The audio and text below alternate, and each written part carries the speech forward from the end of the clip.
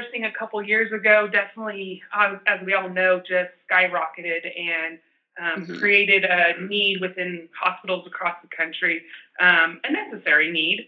And it had a big impact on units and morale and staffing and all the things that we know of and have talked at length about the last few years.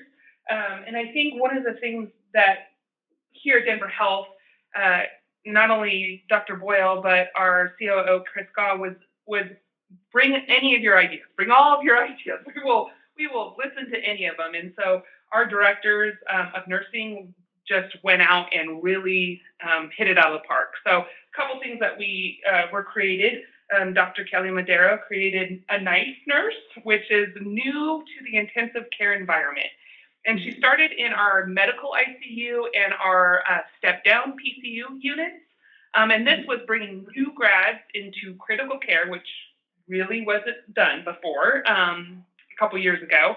And not only gave them, obviously, they have a long orientation period, but once they got off orientation, it was recognized that they still needed that support. They still had questions. They still needed, resources and additional help. And there was buddies that you could lean on, but it wasn't a person that was just available for these new grads. And so they created a nice nurse that was scheduled on with at least 3 new grads on shift.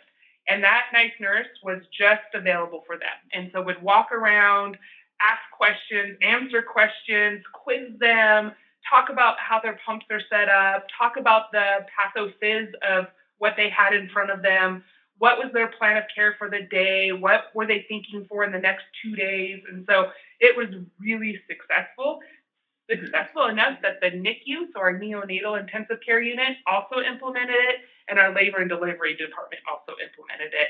And if we ever get new grads in the SICU or new nurses to our surgical ICU, we will also implement it there. So it has been a very successful program. All those nurses have been retained. We've had a couple that have left just for marriages or moving to different parts of the city or state.